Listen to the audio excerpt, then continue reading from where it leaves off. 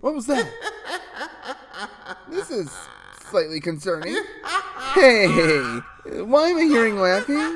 Why is there no one around? Can anyone explain to me what the hell is going on? TP! What the fuck? Oh, you. Yes, me. Actually, what am I again? Where am I? When am I? Depends. Are you me? No, I'm TP. You're in 2017, and I've done virtually nothing since the last time I had you up here in a commentary. Actually, how are you even here? Maybe you should have checked where I was going before sending me off. Like, are you trying to be like Samurai Jack? And if so, can my story at least have an ending? There's a season 5. There's a what? Never mind. Why haven't you done anything recently? I mean, I guess I get busier, but certainly not that busy. Do I? No. What's wrong? It's just a lot of things. Without going into too much detail, a wave of loneliness and depression and all this other shit. Really not motivated to do a lot. Well, there's something you can describe a bit more, right? There's also a feeling that some of my content last year was lacking. Like, there's this feeling I get that really isn't escaping me. That Actually, do you mind if I leave for a few minutes? in the middle of me talking about my issues? You really are me. Anyways, why? Just gotta try and see if some people want it. Like who? Hello, faggot. How? I mean, he was there the last time. No, I mean, how did he get here so quickly? Internet. Also, that person that young TP said we were going to cover was someone I wanted to hit for a while. So I decided I'd just hack my way over here. Of course it'd be a commentary. Was he the only one? Only one? Gail? What? No, it's me, Brooke. Sorry. The last time I had someone on my channel use Miss Magius, it was someone else. Let me fix that. Brooke? Okay, Ty, I get you knowing. How do you know Brooke? TP, we're the same person. But you're from 2013. I didn't even know a Brooke in 2013. But I do know your passwords. Yeah, that makes sense. Huh? It's better you don't ask, trust me. So, what are we covering? We? What, you thought you'd be doing this commentary? Well, this is kind of my channel. As is mine. And I want to do a commentary. Then why am I here? It's on on you. you. Excuse me? Simple curiosity, trying to take a bite of me. Let me show you just what I'm made of now.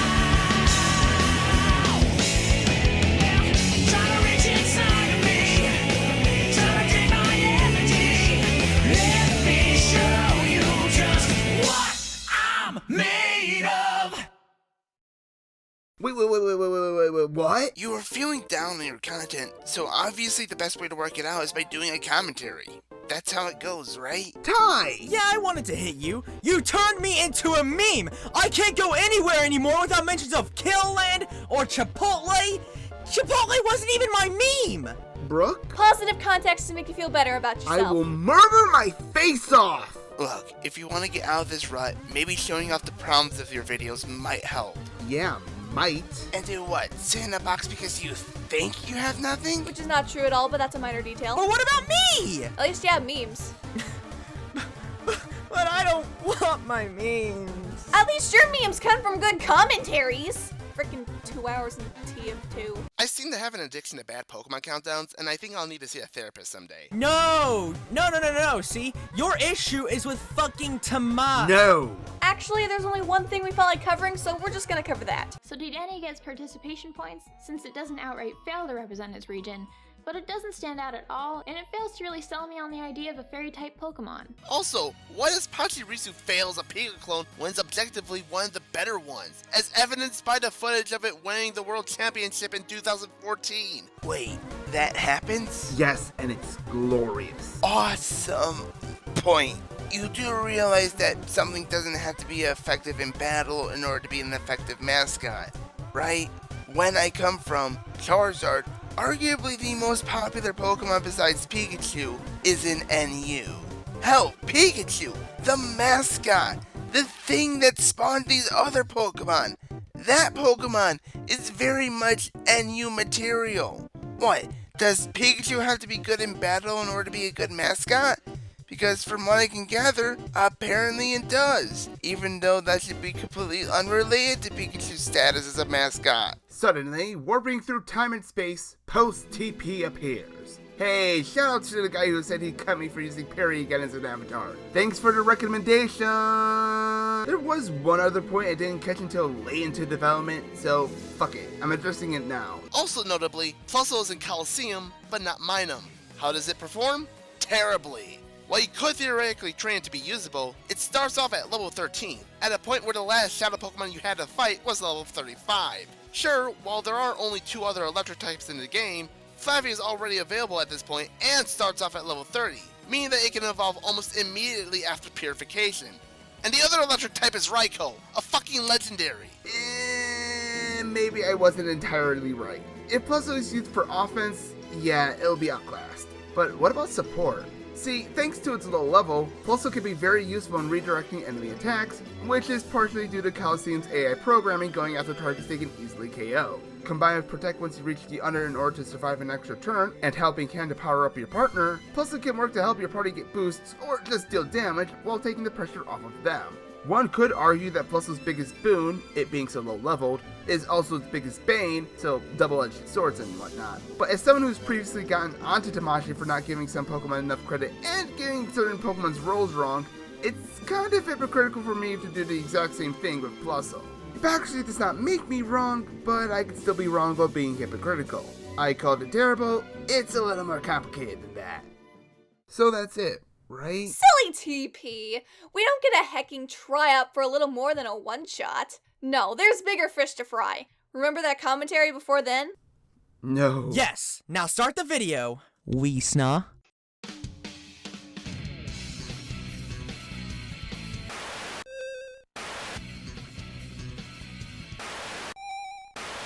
No! Don't you ever touch Lana again! Wait, what did you just shoot? Chaos Key? Yourself? The footage? Lana? Ryan? Ow, my Chipotle! I don't get it. Good. Better to not taint the minds of the innocent. Taint. I still don't get it. Good.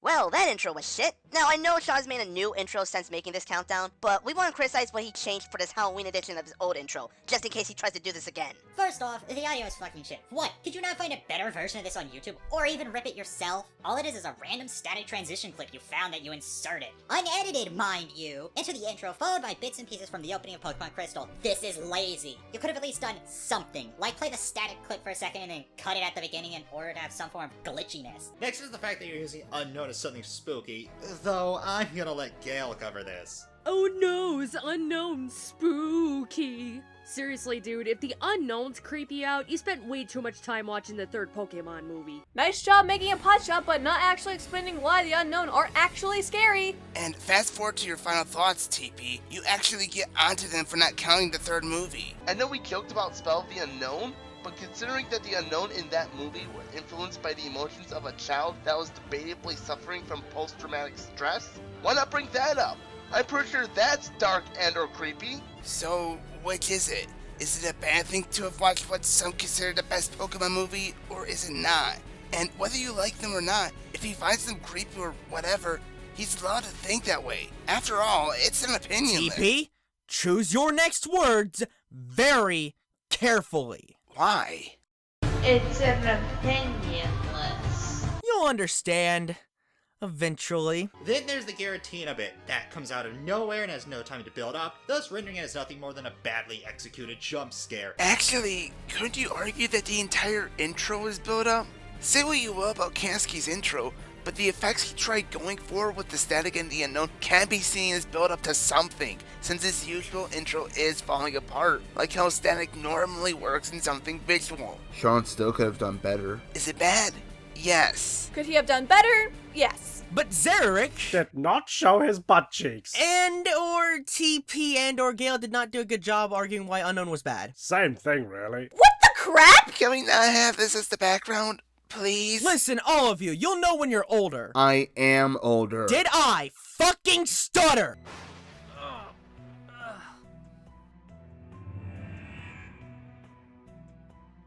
Okay, Sean, look. I know from having to rewatch your Mario power-ups list an ungodly amount of times that you have a camera that isn't bolted to the floor. Happy late birthday! Why go the lazy route and just take a picture of your hat? I think I just answered my own question. Look out, faggots! Twelly bitch coming through! Hee-ha! Let me try to advocate for this, actually. The way that The World Ends With You handles its cutscenes is sort of like a comic book style, in that there are multiple shots on the same frame, so that could actually explain the hand shit. But again, blah blah blah bad, blah blah blah could have been better, blah blah blah butt cheeks. Speaking of lazy, you didn't even bother to try and get a close facsimile to the font of The World Ends With You? I googled TWEWY timer font and found, as the first results, the goddamn font as a download! And you also didn't even try to properly center the text on your hand. Yes, that is a nitpick, but damn is it fucking annoying to look at. Also, why the fuck was there no sound effects? This is basic referencing 101. If you're gonna reference something, you better not do it half-heartedly, or you will look like you're a, say it with me, Lazy cocksucker. Is it really? Because a half-assed reference on anyone's end can make the overall product look that much more sloppy. No, the general point that Kansky was lazy isn't wrong. If anything, I agree with it. However, rather than go lazy cocksuckers over what you admitted amount to nitpicks, argue why they're more important than what little credit you gave to your own point. But for a series geared towards children, there is some weird, dark, and creepy stuff in this series that makes me question just how kid-friendly it really is. Holy shit, he's actually playing clips from Pokemon XD Gale of Darkness and acknowledging the Aura games here.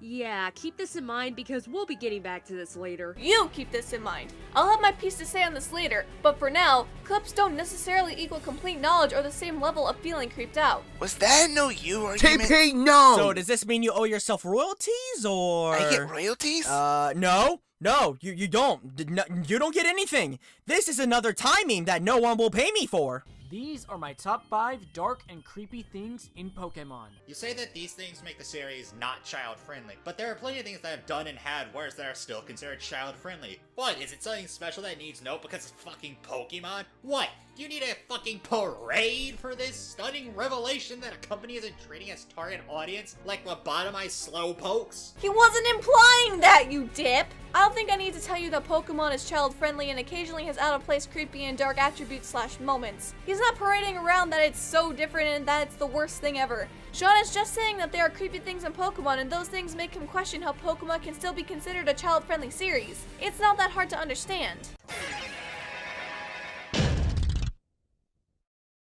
The first generation. He says while showing footage from the Gen 3 remakes. If this was a joke, then it wasn't very funny. Gale sounds more serious, so if this was a joke, her tone does not convey this at all. But if it wasn't, then why get on to Sean here? He crops on later generations of Lavender Town later, so why not bring it up then, because then it would be more relevant to get on him for not using relevant footage. You're relevant. The story of this town goes like this. Team Rocket invaded Lavender Town, kidnapped Mr. Fuji, and killed the resident Cubone's mother. Wait. They killed the Cubone's mother. In a kid's game. Rated E for everyone? More like rated E for explicitness.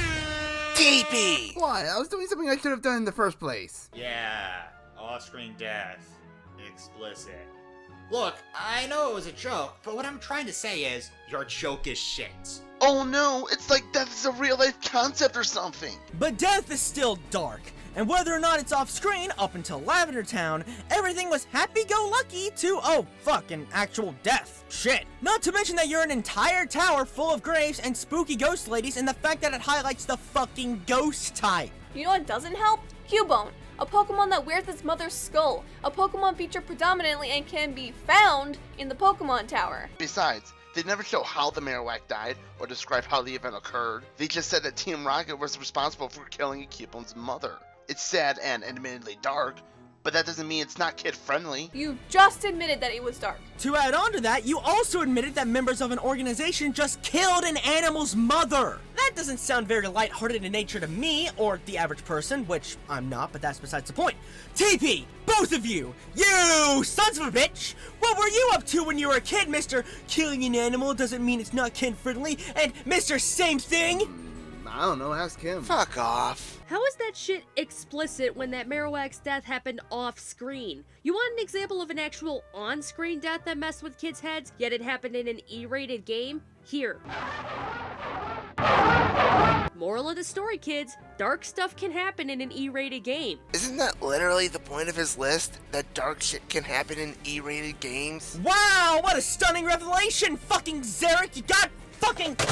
Ow, shit! I hit my toes! And Miss Gale Force. Just because there are worse things in other E-rated games does not take away from the moment in Lavender Town. Plus, this is Pokemon, not the more overtly violent Metroid. What are you talking about? Crocodile's my favorite dragon type. Wait, I thought it was grass. The music, at least in the original games, was a very unsettling tune. Yeah, the only reason that music was unsettling in the original games was because it was 8-bit. If you listen to the song in the Gen 3 games, it's actually quite calming and nice to listen to, at least in my opinion. Even when I played the original games as a kid, I never found Lavender Town's theme to be creepy or unsettling, just grating on the ears. Yeah? So Gen 1 has an excuse for why it's more unsettling. Doesn't make it not unsettling. And why are you throwing your opinion in here without adding anything to it? Does it matter if you find it creepy or not?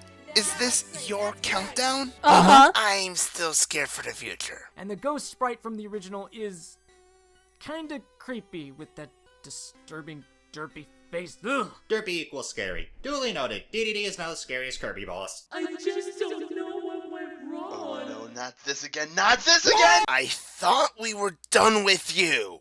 If I ever come back, can my next appearance not have him?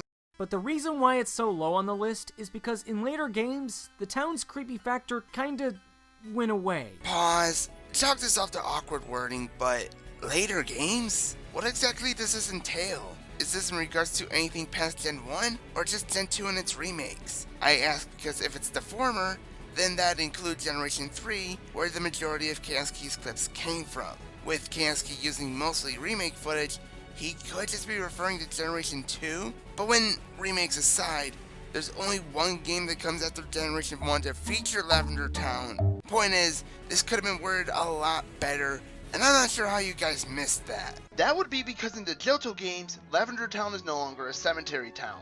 The Pokemon Tower is just another radio station, and all the graves are moved to Mr. Fuji's house. The creepy factor wore off in Gen 2 because Gen 2 Lavender Town wasn't intended to be creepy. Cool! Now, what purpose does this serve? Sean gave a reason and you pretty much gave the why, without really tackling the point at hand. Maybe you could have asked him to provide these specifics, but not only did you not bring that up, but that would still fuck yourself in the end, because not only would you still not do anything to the overall point, but it would still be an attack on his onion. If anything, the problem is accounting for Generation 2's Lavender Town when literally everything applied to just Generation 1's version. And even that's less of an issue against Kansky if that's his preference. I can't believe I liked this commentary at first. TP, what happened? I thought it was okay to script and release. You ask me. Taking the time to masturbate would have been a much more productive conclusion than this commentary. Wait, what about the jokes? What about them?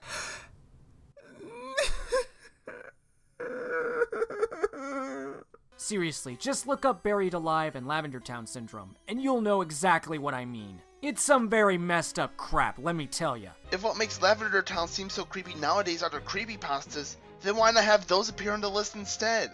I mean, you did say anything during your rules, and there's still dark and creepy things relating to Pokemon. Oh, this is gonna hurt later. In Black and White, if you go to the Marvelous Bridge, there's a chance you'll encounter a mysterious ghost girl. An old woman tells of a girl who used to play with her Abra during a time before Marvelous Bridge was built. Fast forward to Black 2 and White 2, you'll come across the Strange House, which is a house known for a sad incident that is said to keep people away. The inside of this house is an absolute wreck, making you ask questions like, why is this house in ruins? What happened to the people who lived here? Why are the bookshelves downstairs talking about Dream Eater Pokemon? Must resist urge to make Hypno's Lullaby reference. And for goodness sake, why are those objects moving? This is some really messed up Hi, joke lifted from one of Josh Gorcher's videos. How's the weather? Many thoughts tug at you as you walk through the desolate landscape, such as, this is the fate of everything if I don't succeed. I wasn't fast enough to save all of these innocent people. Is this what nothing is like? Is this what hell is like? And my favorite one? Goodness gracious alive, how long do I have to keep walking before something happens? Oh, hi, Ruin Tone. Seriously, you set up a perfect tone that actually kept me invested. Strange for a Chaos Key video. But nope! Screw audience investment. You had to shoehorn in a reference to Josh because you can't make your own jokes, and anytime you try, it's nothing more than shitty puns or some shit. Even if it wasn't meant as a reference to Josh, it still breaks the created investment due to the sudden and jarring change of tone in your voice and attitude. By making the changes less severe, even if investment to the overall atmosphere dropped, it still would have flowed better and not killed the tension you were creating. Congratulations, TP! You found the joke! Wait, that means I win something. What do I win? What do I win? You win a commentary! Oh. I mean, sure, you can argue that Sean's attempt was poorly done, but again, you don't really do that. You just say it's a ripoff of Josh, and then ew, tone shift! Also, Gil, what the fuck are you doing? TP's a weenie, pass it on. TP's a weenie, pass it on. TP's a weenie! I hate you. I am you. I know. Stop! And then, you find the ghost of a girl who rambles on about an everlasting dark dream. And then she asks where her mom, her dad, and her... Wait, Abra? Don't tell me. Is this the same girl? Drag. Okay, you fuck, we get it. Stop it before I create a time paradox. Hag. But for real, why couldn't you speed this up? Discover a lunar wing. Only to have the ghost girl appear again, explaining to you that she was waiting on Marvelous Bridge to return the lunar wing to Cresselia. And then she vanishes. So, what exactly happened here? It's obvious the girl died before she returned the lunar wing to Cresselia, but how did she die? Well, while it hasn't been confirmed, it's assumed that Darkrai killed her with its power of inducing nightmares in people's sleep. Darkrai killing a little girl? Not E for explicit enough. Needs more creepypastas and hyper-realistic blood. Too hyper-realistic! Platinum's Darkrai event did it better. Yeah, it's a special event, so unless you're able to get the member card item that triggered the event in-game, or you have an action replay and use a cheat to get said item, you won't even be able to see the Darkrai events in Platinum. But even if you can't do that, there are videos of it online. Seriously, there's a link for one in the description. Still counts as anything, by the way, so no you. Oh, Platinum's Darkrai shut event up. involves the player character. What? The player character is putting him or herself in danger to face Darkrai directly. You go to New Moon Island in your nightmare to face Darkrai. You have to defeat or capture Darkrai in order to find out the truth about it. The truth? Darkrai isn't actively malicious. What makes the whole Darkrai thing even worse is that it's implied through the "though you don't will it" quote after capturing or defeating Darkrai, that Darkrai doesn't even have full control over its power of sending people and Pokemon into eternal nightmares. You seem to imply that Darkrai is actively malicious in what occurred at the Strange House, when the member card Darkrai event in Platinum shows that Darkrai can't even control its own power. How is that not any worse than the Strange House event in Black 2 and White 2? But what if Sean didn't consider it creepier than the Strange House? Bringing up an example that you personally find creepier does not debunk Sean's opinion. It can be argued that what happened in the Strange House is more dark and creepy because Darkrai actually killed someone, while in the Platinum event, Darkrai doesn't kill the player character. Also, it murdered a little girl and used her dad's voice to trick her! Fuck, if the Holiday Inn card is creepier, how is that not dark itself? Plus, this is all under the assumption that every Darkrai acts the exact same way. Who's to say that this Darkrai wasn't malicious, whether it could control its powers or not? Speaking of the Strange House in and of itself, the only reason I had so much to say in response here was because I've seen the member card Darkrai Platinum event for myself. The only reason I had much to say here at all was because I was comparing the Strange House event to something else. To tell the truth, I really don't have much to say solely about the Strange House event. I haven't played Black 2 and White 2 in a while, but seriously, I really don't remember much about my experiences checking out the Strange House when I played through Black 2 and White 2. When I don't even remember much of my own experiences going through that event, then it must not be all that creepy to me. Think about that for a bit. You know what, Gil? Yeah, I'll think about it. This isn't your fucking list, so why debunk with what you think rather than what you know? I get what you're going here for, Gil. I do. If the moment doesn't stick with you, then it must not be that creepy. But as Ty said, it's Sean's list. Not yours, not TP's, not Zararik's, not Gandhi's, not Bin Laden. Also, by saying you haven't seen it in a while, it kills some of your credibility because that's telling me you did nothing to refresh yourself in this part of the game before tackling this part of Sean's list. When I think more of it, isn't this all just kind of supporting what Chaoski said? Much of what made the Strange House dark was due to Darkrai. All this crap about Darkrai not being able to control its own powers, let's just assume this applied to this Darkrai. Shouldn't all that just add to his point? Good job, you just spent 2 minutes and all you accomplished was making some guy in an orange shirt scream. It makes sense that it would be Darkrai since the girl says, "Everlasting dark dream." And the voice that the girl thought was her father's could have actually been Darkrai trying to keep her away from the lunar wing, which is said to get rid of nightmares. this is easily one of the darkest and most disturbing moments in Pokemon I've seen so far. Yet it's only number 4. One of. Also, it's number 4. Like, say what you will about how much creepy shit Pokemon has, but it still has enough to make a list, at least from Chaos Key's perspective. It wouldn't be a dark and creepy Pokemon list without bringing up the Pokedex. You know, that encyclopedia of Pokemon entries that many fans have reason to believe are written in-game by kids? No, no, no. You cannot use a fan theory to debunk Sean. It's a fan theory. Unless Game Freak themselves comes out and says the Pokedex is written by kids, it doesn't work as a point against him. You want to know an example that pokes holes in your theory?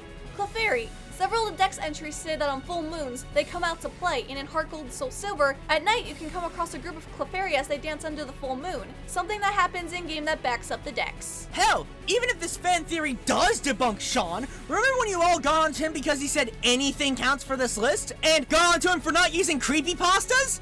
RIP?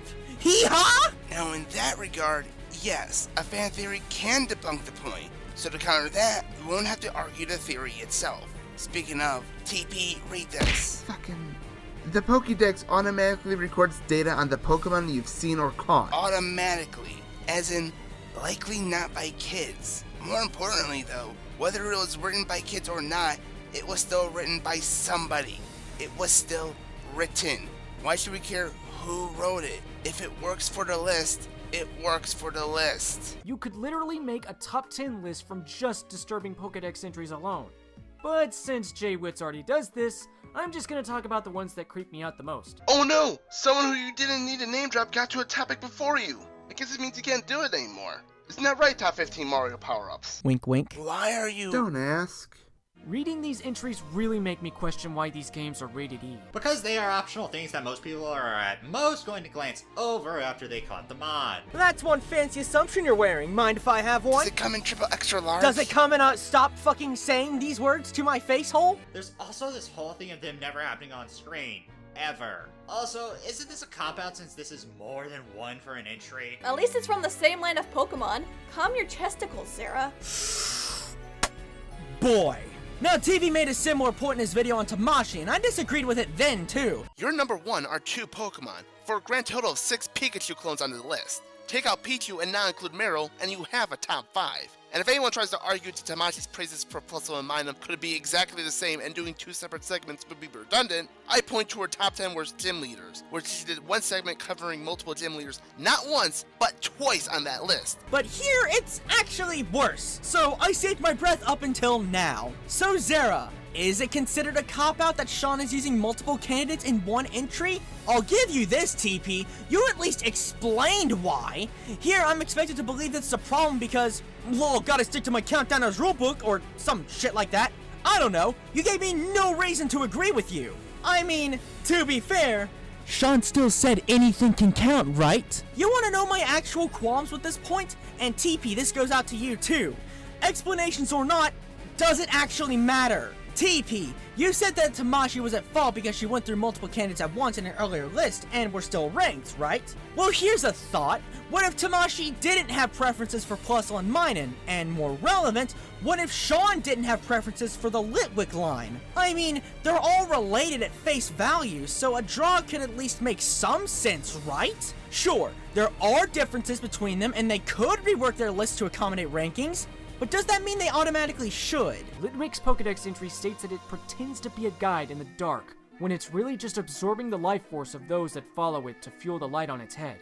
Considering the Celestial Tower and the previously mentioned Strange House are full of Litwick and a bunch of trainers, yeah, I don't want to think about what could happen. Lampent appears right when someone dies and takes their spirit away. They even so much as hang around hospitals for patients to die. At least they're waiting for the patients to die first instead of killing the patients themselves. I can think of other Pokédex entries where the mons in question are much more malicious than that. Frostlass, for example, freezes its victims and puts the resulting frozen statues on display. Dino eats anything that moves, and its fully evolved form of Hydreigon will attack, consume, or destroy anything and everything it comes across. You're saying that a mon that waits for its victims to die first is creepier than mons that actively pursue living victims? Even with subjectivity being taken into account, the type of subjectivity seen in these kinds of lists should still have some sense of logic behind it. Okay, Gail, what kind of logic? The fact that there are worse examples, it means that Sean's current entry is null and void? Also, while Lampet may wait for the victims to die first, it's still taking their spirit instead of letting them pass on until the afterlife. This is clearly an issue for Sean as a possible fear he has, but nope! Obviously, because these Pokemon are more malicious, it automatically means Sean is wrong. The Hydreigon line also fricks you here. Scary isn't the same as creepy or dark. Yeah, Hydreigon would be terrifying, but it's not creepy or dark like the Litwick line, which is why the latter is on here and not the former. Not to mention, at least the victims of those other Pokemon get to have their spirit pass on into the afterlife. Lampet prevents that. By the way, fear. Fear is, by nature, irrational. It's not gonna make much sense. They're called phobia for a reason. Some people are afraid of spiders, some people are afraid of frogs, and some people are afraid of making good arguments. Why? Bitch had it coming. Come on, man. Don't tell me you're scared of a little light. Your username references Kingdom Hearts for frick's sake. Oh look, Kasky is such an egotist that he made his Cameo follow his own bullshit ideology of the no swearing club. How do you know that? No, seriously, how the fuck do you know that Sean made Wombu, the Cameo by the way, not swear because lol egotist? Granted, they go into the context behind this point and oh, trust me, so will we. But that's still a fucking bold statement on your end. In fact, to everyone watching, what's wrong with some of us not wanting to swear? Maybe we're just trying to show more decency than the average person. Maybe we're just trying to set a good example for the youngins. And besides, it's like what Stuttering Craig said in that one top 10.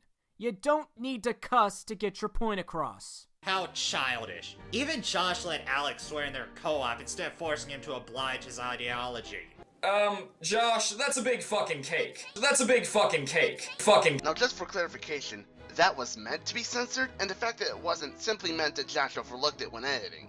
That said, it also tells me that Alex doesn't have to tone himself down whenever he does something for Josh. Hold on. Didn't Kasky almost swear but cut it off earlier? And for goodness sake, why are those objects moving? This is some really messed up shit. Woo! Doesn't that little meme bite damn your entire tangent up its own ass? Not to mention that Josh himself does swear. Well, okay, he doesn't actually swear. In fact, as someone who edits for him, I can vouch for it. But he's willing to create the illusion of swearing anyway. So, if either of them want to create that illusion for themselves, then wouldn't it imply that they don't care if their cameos or co-op partners or whatever do it either? More importantly, wouldn't it further imply that they do it on their own volition? And what if Wombu just wanted to respect Sean's philosophy? Sure, you end up with awkward wording, but assuming that Sean made Wombu censor himself is a really douchey thing to do. You don't have to like the guy, but you don't also have to assume the worst of him. I do not get that for your Cameo. Why do I know he has to tone himself down? How about we take a look at the countdown he released 4 days after your own? I don't think a song in a game has consistently made me say, oh shit, more than this one. Oh shit, what is that? Ah shit, there's another. Oh shit, they're everywhere. Ah shit, they have spikes now? Hey there, you're looking pretty fancy. Fuck. So it's clear to me that if you didn't write your Cameo's lines, your Cameo's script was influenced by your ideology and cussing. Well, I would know, because the voices in my head are telling me. Do I actually get voices in my head when I grow up? Yeah, but they mostly deal with unresolved stress from you being a pussy. Okay, what? Don't worry, young TP. I'm here for positive context. Is that really gonna help? Do you doubt my skills? Positive context, everybody. And if somehow it wasn't, how you acted there doesn't help convince me otherwise. Oh, and while we still have this here, I want to say a couple of things. Namely, the why for that rant's existence. Alright, that 7th Bloody Dragon, fucking relax. We're here for a commentary on this Pokemon video, not this mismatched fuckfest you'd managed to create here. But you know what? Fuck it. Let's play this shit out and see what happens. According to Miss Annala's story, she was being made fun of because she was using "shu" as a substitute for swearing. Have you considered the possibility that they were making fun of Miss A not because she refused to swear, but the way she went about that? So, not only were you being condescending as fuck, but it could have been unwarranted. You mean like this? TP, fucking, not yet. You still got 3 more years before then. Speaking of assumptions, assuming that Josh and Maverick don't swear because they want to set an example. Wink wink, what about Zoomerl? Wink wink. You're in a Zoomerl. Oh, get a Zoomerl! You need to swear to get something across. Whether one wants to or not is their choice, and they shouldn't be chastised because they want to. You realize the reverse is true, right? If Sean doesn't want to swear, then he doesn't have to swear. Also, shut up! Stop implying that Wombu felt like he had no choice in the matter. It could have been as simple as, hey, my friend doesn't swear in his videos, so I should be a pal and not swear for him in my cameo. That's still implying that such a negotiation was even made in the first place. I mean, looky who made such a comment afterwards. It was written after the fact, but if it can be so easily clarified, why didn't you try asking him before you made this rant? You both have Twitters that you could have messaged each other with, if nothing else. Actually, I couldn't do that with Wombu because he didn't create his account till after my commentary went up. However, I could have with Sean, so shut up. TP, can I ask you what you were thinking here? Well, Wombu could have easily said something else that didn't come off as weird. Then why didn't you focus on that? You focused less on the awkward wording and more on the words. Like, fine, Wombu's wording was off, I'll agree. What you did, though, did not help, and the wording was your issue. You went about it in such a roundabout way that it still came off as wrong. Also, this could have been a lot shorter in the long run. Listen, TP, you get the opportunity to co-op with some lamer face with avatars that imply gay shipping, and a similar point was made in a much better fashion. You'll know. You'll know. Then there's Chandelure. Its white Pokedex entry says that being consumed in its flame burns up the spirit, leaving the body of that person behind. So let me get this straight, Dexter. Don't you just love when someone talking about the games references something that's only a thing in the anime? See, I think I got it down. Maybe. Just wait a little. Never, okay? Dexter, why the hell are you carrying a serial killer in your pocket? Dee, get out of my laboratory! Where are we even going with this? I don't know, you tell me! Alright, calm down, Doodles. Wait, who? Someone who tried commentating on this video and became arguably the biggest bandwagon of 2016. And you waited this long without referencing me? What's with your... Finish that sentence. I dare you. I double dare you, motherfucker. Ladies, come on, just fuck already! Young TP, let me get you out of here. You angered the tones. You're telling me these living, floating light fixtures leave behind dead corpses? I don't see any mention of Chandelure actively pursuing and killing victims in any of its Pokedex entries, except for maybe its Dex entry in black, but that's debatable. And it still doesn't change the fact that the Dino and Hydreigon entries are much more consistent in their claims of how malicious they are. Or change that Chaos Key could still see Chandelure as creepy. We get it. It's an opinion, subjective countdown. Malicious doesn't equal creepy. When these spirits get burned up by its flame, they lose their way and wander the world. Forever.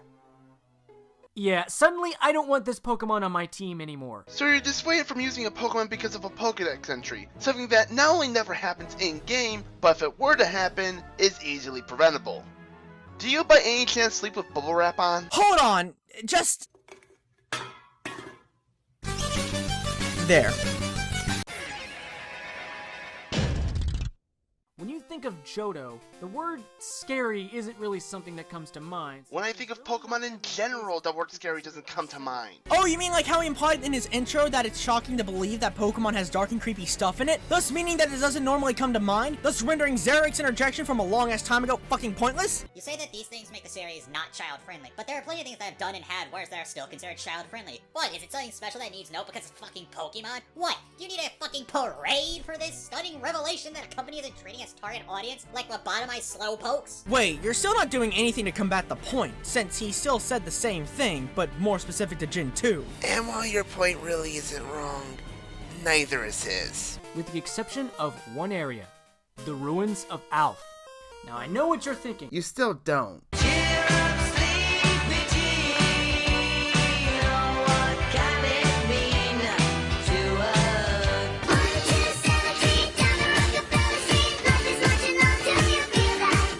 But if you ask what really creeps me out in this area, it's this. Ah! Oh wait, sorry, jumped the gun.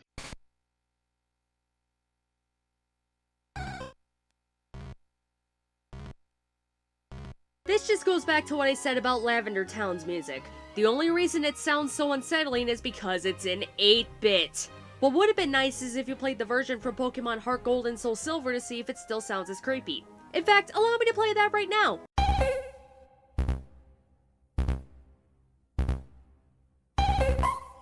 Nowhere near as unsettling if you ask me. Really, I think it just sounds weird. You're weird. Gail, go to the corner. You have lost your commentating privileges. Just because you think it doesn't sound creepy does not negate Sean's thinking so. And well, did it occur to any of you that this version of the unknown broadcast was picked on purpose? Maybe he agrees that the updated version isn't as creepy. 8-bit or no, this is the version that Sean found disturbing. If we're gonna bring up scurry music, then why not make reference to Giratina's boss music? Or the Distortion World theme, let's not forget that one. What about New Moon Island's theme? Ooh, you got me there. Well, I'm afraid of the impending levels of existentialism brought about by the knowledge of our impending societal collapse, wherein the lizard people will finally be able to rise up and manipulate the political climate so they can breed us out and subject us to evolutionary non-essentialism. Well, I'm afraid of Kermit the Frog. I mean, really, he made Alex Jones angry. Think about how angry he can make me. This for the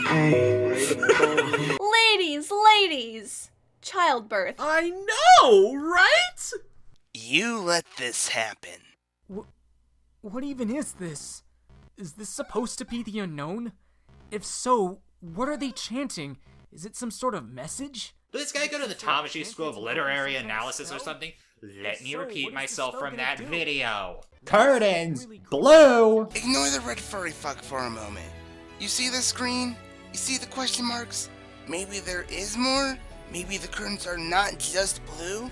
I mean, do we know what's in those curtains? Not really. But maybe the mystery behind unknown does mean something is there. And you know what? I don't know what this is, but I don't like it. I'm ashamed to look at you as a friend. I'm ashamed you share the same existence. I'm ashamed of. Why? You guys could have called him out for being racist towards unknown. Or at least make a Beauty and the Beast reference. For shame, TP. Shame! I just now realized, like, didn't I say that in all of the fucking co-ops and collaborations, like, shit, that was involved in your channel? I know I said that in the freaking, like, co-op with, on Chaos Key and Fawn, and I think I said that on the tri-op on Speed, too. What the fuck? Changing the channel now. That's better. Oh god, it's the mood whiplash! Yeah, those 500 billion years of waiting is totally mood whiplash. You probably break your bones going outside, don't you? Joke's on you, I don't even go outside.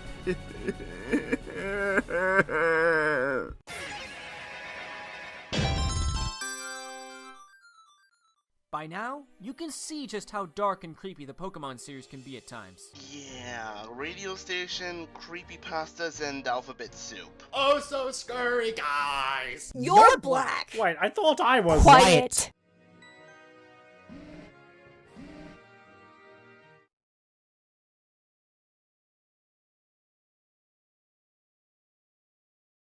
I'm Spoopy. Hi, Spoopy, I'm Ty. What the fuck just happened? Oh, nice job killing the mood. Again! I fucking quit. Get back here! There's no escape! Can I ask how this killed the mood? Was it the censor? Because that doesn't totally seem like mood killing. We already had a second or so of him showing his face after the scene, so... I was just exploring the city, seeing what I could find in every corner and building. I was only searching everywhere. See, was that so hard on me? Yes. Stub your toe. On a stale waffle! What? Positive context! In its entirety, should you find it. My issue is, if part of why it's higher is because you have to see the whole thing, why isn't Lavender Town higher? You have to come across it, climb the Pokemon Tower, and defeat the deceased Marowak in order to obtain the Pokeflute, which is essential to continue with the game. Say what you want about it not being extremely dark or creepy in comparison, but Lavender Town's the only mandatory thing on the list. You never have to traverse through the strange house, never have to read Chandelure's Pokedex entry, never have to visit the ruins of Alph, and you never have to use an elevator in a hotel in Lumio City. I'm just saying, if experiencing the whole kit and caboodle is one of your judging criteria, Lavender Town should be higher, if not number 1. Except you don't have to experience Lavender Town at all, just turn the game off. Same can be said of all the entries. Point is, get a life. Ryan, I guess our commentary would be null and void since we could have just shut this one off. I guess their commentary is null and void because they could have just shut off Sean's list. God damn, does anybody come out of this looking good? Honestly, why would something being optional and avoidable make it less scary? Why should something you have to deal with contribute to what makes something darker and or creepier? If anything, the fact that it is optional could contribute to why it's scary, due to the fear of the unknown. The BRB killing myself. Positive content! The moment this goes against isn't Lavender Town's placement, but what Sean said at the beginning about the radio broadcast. You can change the channel as quickly as you want, doesn't mean it's not there. As a sort of counter to that, the fact that you can't escape until it's done could actually help the moment's creepy factor. In the end, the problem does come down to Chaos Key's wording, but not in the way you thought it did. And then this happens. The music stops, I can't seem to move, and then this hex girl creeps the freak out of nowhere and says, "No, you are not the one." Yeah, quick question. Who even is this hex girl? And what is she even doing here? Actually, why is she even here? Can you say sequel hook? Everybody, point and laugh at the psychic type. Wait, what's so funny? We just did a commentary about Pokemon Sun and Moon. How did you forget that? In fact, how were you not fazed by its existence when we did the commentary? Talking to someone from 2013 about the future. Good job. Vaporeon's better anyway. Fight me. You better run. There's a hex girl in Hotel Rich, whatever you call it. Dear God, these videos just give me so many pedantic word nerd moments. Is Rishi seem that fucking hard to pronounce? Like, seriously, what the fuck? And before anyone screams nitpick, Nitpick. This isn't even your commentary. You're not even purple. Let me put it like this. His lack of being unable to pronounce this word can be argued as a lack of research on his part, which can bleed over into his arguments for the placement of the entries. Yeah, the mispronunciation of one word that isn't even in Sean's primary language ties into the arguments because something lazy? Okay. To be fair, Sean not even trying to pronounce or even show the word is more of enough to call him a lazy cocksucker, but the problem isn't Sean mispronouncing him. It's him not finishing it, which was the joke. What really creeps me out about this is the hex girl's model isn't even animating. Combine that with the fact that the music stops and your character doesn't move, it gives the impression the game is glitched. And we all know how creepy glitches can be. Yeah, but the problem here is that glitches are unintentional. You mean to tell me that Game Freak didn't make that Hex Maniac just to troll players and or leave a sequel hook of some kind? It's been about 20 years since Gen 1. Maybe you should join us in the new 10s. He wasn't implying that! It's just a simple statement that says glitches are scary. It doesn't matter that Game Freak made this intentional. Having the control taken away from Chaos Key obviously freaked him out, followed by the Hex Girl also appearing to be glitched. It would freak a lot of people out if it looked like your game suddenly stopped working. Alright, but about glitches, they're scary to Sean, not to everyone. Don't make me get Daydream Believer back. Maybe, but that's not the point you guys tried making. We get it, Sean's a goose and you're ducks. That doesn't make you right. You know, I've got to wonder what this would be classified as. Defilement of a grave since the Chaos Theater is dead, or necrophilia since you're raping a dead corpse. Uh-huh. Hey, you lazy cocksucker! Learn to pronounce better! This is lazy and bleeding and stuff. I'm still purple. Okay, since Gail's thoughts are so long, I'm gonna keep mine short. Sean, let me be blunt here. You're the worst second-rate countdown maker I've seen. Your editing is shoddy and needs work. Your wording is so stilted it would be easy to assume that a robot wrote the script and not an actual human. The choices are ordered in such a way that it's hard to understand why they're placed there. These are things that are seeable in your first countdown and continued until now. Well, yes, this is a consistent thing. Consistency is not always a good thing, especially if what's consistent isn't good in the first place. Yeah, I'll admit you are on the level of people like Quarter Guy, but that's not a compliment since in all honesty, that's the level of countdown makers that are content with wallowing in their mediocrity and ignoring criticism instead of taking it and actually applying it and getting better. Do you know how people like say Alex got popular? He got popular by taking criticism people gave him and applying it even when it was mean. I would give you that, if not for the fact that people who make shit content can still be popular, but subjectivity and dumb shit. But Ty, that's not what he's saying. He was saying no matter how popular you get, you should still take criticism. How the heck am I supposed to know that if he keeps talking like he just learned a new language? I don't freaking know! I mean, you get popular, right, TP? Ouch. Alright, man, fucking calm your tits. It'll be okay. The Baja Men, they're hiding under your bed, and they'll be gone soon. Roasted by my younger self. What the fuck happened to me? Remember how he mentioned that we'd be getting back to his playing clips of Pokemon XD and how he acknowledged the Ori games in his preface to the video? What's arguably the biggest problem with this list? Every single entry is from the core series of Pokemon games. Nothing from the Mystery Dungeon series, nothing from Coliseum and XD, nothing from any side game of any kind. The reason the lack of anything from Coliseum and XD in particular, despite it showing clips from XD, bothers me so much is that they are two of the darkest Pokemon games out there at this point, as they were intended to be. So many things in the two Ori games are dark and creepy. The villainous team of Cypher is one of the most powerful villainous teams in any of the Pokemon games. They want to take over the world with an army of shadow Pokemon that were stolen from their trainers and turned into fighting machines by artificially closing the doors to the Pokemon's hearts, which is the game's way of saying that Cypher abused those stolen Pokemon and drove them insane. The only way to bring the shadow Pokemon out of that, or purify them to use in-game terms, is to treat the Pokemon well. And depending on the shadow Pokemon in question, the purification process could take a long time, and maybe even require a roundabout way of doing so. Speaking of the shadow Pokemon, Cypher managed to capture legendary Pokemon and turn them into shadow Pokemon. The point is, you can make this kind of list solely using characters and other things from the Ori games, yet outside of the clips used in the preface, those games were completely ignored. It's like Chaos Key treated the audience like a dog he was messing with, holding out a piece of meat going, "Yeah, you want this, don't you? Come and get it, come and get it." And right as everyone is led to believe he's leading up to something good, possibly from one of the Ori games that still don't seem to get enough love, he goes back to fucking with everyone, messing with the dog by yanking the meat away and eating it. Haha, you ain't getting any of this, bitch. How do you fuck that up? You had so much material to work with and you fucked it up. If you say you're going to use anything for this kind of list, then don't fucking restrict your reference pool to the core games, you twat! Gale!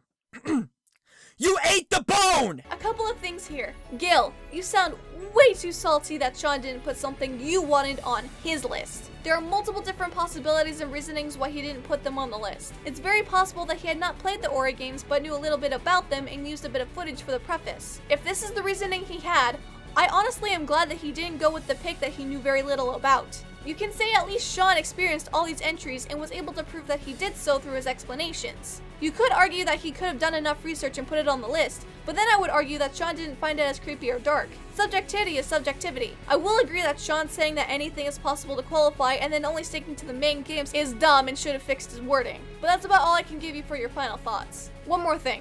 Hey Ty? I'm so hung up on Gale eating the bone! What do you want? Nobody take that out of context, please! Isn't it commonplace that a countdown maker puts footage in the preface that'll have little to nothing to do with the countdown choices? I'm in the middle of making one, and I can tell you that. Oh yeah, it was that time. Well, sometimes it does and sometimes it doesn't. Either way, footage is footage. It doesn't always have to tie into the actual order of the list, I don't think. So long as it has to do with your narration, it's set. It really depends on the content creator's choice. So basically, it was an unfair assumption on Gale's part here. Sean, let me level with you. I don't want you thinking that I'm trying to create some sort of lynch mob against you because I've done 2 commentaries in a row on your countdowns. But at the same time, people will have a higher opinion of you, especially people in the countdown community, if you are more open to actual criticism, regardless of how said criticism is conveyed. Really? TP, level with me. Is this really the case, or are you just saying this? Huh? We both know that people improving their stuff is ultimately why we should do these, but why does it feel like there was more? Maybe there was? I mean, you did say this is the 2nd commentary in a row on him. And I know you didn't bring it up when you covered Fawn twice in a row. Not that I should know or anything. Fucking baka. Maybe there might have been. I remember getting a bit salty over comments and stuff from associates of Sean over the previous commentary, and I remember Sean not getting the point or something like that, but looking back, I won't say that giving criticism wasn't at least a goal, because that's still not true, but it would also make some sense if a bit of cynicism and spite went into the script. I do want to make this clear. I don't normally intend on my commentaries being things other than critique and entertainment, especially towards you, Sean, but I also want to apologize. Looking back, I don't think this is the way to go. In all fairness, I should apologize too, since I was also kind of involved in starting this whole shebang. I know, being my first commentary means I wouldn't act like the highest level person on the planet, but man, did I keep fanning those flames, and in some cases acted similar to everyone in the tri-op. I know I wasn't involved here, but if I had the power to change the past, I would. I think it's time for the final thoughts. Well, any additional comments for your final thoughts would just be an extension of Gale's problems. Wait, there's something else! Fuck both of you. Gale? No ghost evolution yet. Is there something you're not telling us? But can't there be more than one Miss Magius? Not in commentary land! Unless you're Lucina, or Natsu, or Papyrus, or Rayman, or Lazarus. Okay, final thoughts time. Now, since this commentary is, well, a hecking year old, and I'd hope you guys have learned from this commentary since then, I pray to God you have, so my thoughts are more for the general audience here watching that may want to do commentaries of their own. Before getting into the bad, I will say there was one saving grace to this commentary: the chemistry. TP, Zerwick, and Gale work off each other well, and the jokes still make me laugh. So if there's any good to take away from this, it's that. On to the bad stuff though. A lot of the arguments here were subjective based, and opinions cannot debunk opinions. Some of the points were flat out wrong too. Notable mention going to the points about killing the pacing. Sean for the most part did have some sort of build up or fading out before changing the tone. And in one instance it was a joke! There was completely superfluous stuff like that whole tangent about Wombu not swearing in his cameo and bringing in outside videos to tear down Sean more because he's Sean. Sean's list wasn't perfect, not by a long shot, but this commentary failed in trying to debunk his reasoning for his choices. I don't understand where you three are coming from with Sean being lazy. I understand his keyframing needing work in places, but no one clip was on screen for very long and actually had decent flow. There's also the fact that Sean could very well have not gotten the proper critique to get better with said editing. Not everyone has a high school level editing boner like Digital Time when it comes down to it. He's still learning. I'm not saying give him a pass, but if you're going to get onto him for his editing, be good commentators and give him solutions instead of whatever this was. For those of you out there wanting to make commentaries, I advise you to be very careful about your points and take a step away from your script after it's done so you can catch any flaws you might have made. And please, for the love of God, please don't assume things and fight opinion with opinion. Alright, now that Miss Positive Context is done, my turn. On top of everything Brooke went into, there's something else I want to throw my hat into the ring, and it has to do with something I said in 2 videos I was previously in. Namely, the whole to back up your opinions you need facts, and facts can be wrong, that thing, because I feel this commentary really misunderstood that. Despite this video coming out before I made it up, but shut up, let's go with it. Now yeah, obviously, if you have a claim, then you gotta back it up, right? Well, to an extent. I guess to say what I actually mean by this is only if it applies to what you actually have in the video. What you guys did was try to use candidates from outside sources to argue against what he had on his list, which yeah, you can say is actual facts, but you got to remember that it's still up to the creator as to what makes it onto a list. In the end, what you guys went with made it come off like you were salty that what you wanted wasn't on the list, which, credit where it's due, you did argue your case, but it ultimately doesn't matter because it's still his video. You can persuade your case all you want, but Sean's not in the wrong because he doesn't share your outlook. That's something even I consider myself guilty for fuck's sake. One more thing and then I'm done. Now, I'm sure most of us out there thought that, at the time, this video was a good meme because, hey, look, it's a TP video with Gale and Zerwick. Oh, cool dude commentators, going another round of Chaos Key's garbage videos. Where could we go wrong, right? Well, look where we are now, fuckos. Suddenly, I find myself really outside the fence with this one, for reasons that Brooke said earlier, so I want to say this for everyone's sake. Mine included. Try not to go into any video, or movie, or game, or whatever media you enjoy with the thought that it might be good or bad based on how you feel about the creator. Not only will you probably miss problems that are actually there, but this might also lead to one being hesitant to call out the creator because of their overall impression of him or her. Go in with as open of a mind as possible, and if you see any problems, by all means, say something. And if/when that time comes, to all the content creators out there, take a step back and try to think about what they're saying. Because, hey, you might be surprised. Now watch, people are only gonna like it because it's us. The sad thing is, that's probably true. Hey, I've only made like, what, 3 or 4 commentaries I think are actually pretty good? So I'm the gauge here. People don't know jack about me. But you have over 1,000 subs. Shut up, TP! Brooke, stop taking my memes. Just take hers. Play only 2 hours of TF2 or something. Alright, it's time for young TP to go back to 2013. How? Is there another time machine laying around? You know what? Don't bother. It just sucks knowing that when I go back, I have to do this. I'm gonna make these mistakes, and I'll probably not even know it. That's why your current you has me. For positive context, also this commentary. You have really great friends in the present. It'll be okay. But older me is still a depressed person. Is it because of that one thing I read about? Okay, someone find another time machine, now. Wait, what one thing? Something about a... No. I hope you'll be okay despite ripping your asshole a new one. You want a cookie? What's it shaped like? A heart! I'll take it.